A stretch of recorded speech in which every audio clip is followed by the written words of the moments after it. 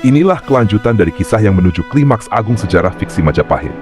Sumpah di Balik Bayang Api. Bagian 19, Bayang-bayang terakhir. Langit trawulan menjelang senja dipenuhi warna emas. Tapi di balik cahaya indah itu, awan gelap berkumpul di ufuk timur. Bukan hanya awan hujan, tapi kabar buruk dari tanah seberang. Utusan dari kerajaan kecil di ujung timur Jawa datang dengan wajah pucat. Raja kami menolak tunduk pada Majapahit. Mereka mengangkat bendera perlawanan. Kabar itu disampaikan kepada Gajah Mada dengan hati-hati. Namun Mahapati tak terkejut. Ia tahu semakin besar Majapahit, semakin besar pula gelombang penolakan yang muncul. Tapi kali ini ia diam lebih lama dari biasanya. Dalam keheningan ruang penghadapan, Dyah Gitarja menatapnya. Kau bisa mengirim pasukan. Kau bisa menundukkan mereka seperti sebelumnya. Tapi apakah itu yang masih kau inginkan? Gajah Mada berdiri. Wajahnya tidak setegang dulu. Usianya mulai tampak di garis wajah dan rambut yang mulai memutih.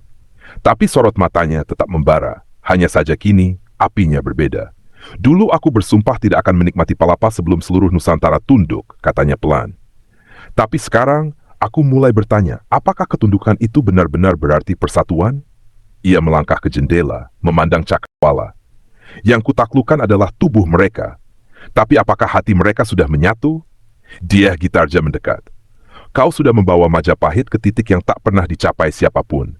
Tapi mungkin sekarang, waktunya berhenti menaklukkan dan mulai merangkul. Gajah Mada menghela napas panjang. Lalu ia mengambil gulungan naskah tua, isi dari Sumpah Palapa, dan membacanya sekali lagi. Setiap kata terasa berat. Tapi di akhir, ia mengucapkannya pelan. Palapa bukan hanya janji untuk menaklukkan, tapi janji untuk mempersatukan. Malam itu, ia membuat keputusan besar. Alih-alih mengirim pasukan, Gajah Mada mengutus duta-duta bijak, membawa hadiah dan kesetaraan. Ia menulis sendiri surat kepada raja pemberontak itu, bukan sebagai Mahapati penakluk, tapi sebagai saudara dari tanah yang sama. Tindakan itu mengejutkan banyak pihak. Beberapa menganggapnya tanda kelemahan.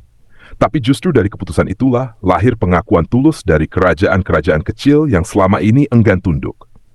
Dan dari sinilah lahir istilah baru yang kelak dikenang dalam sejarah. Bhinneka Tunggal Ika, berbeda-beda tapi tetap satu.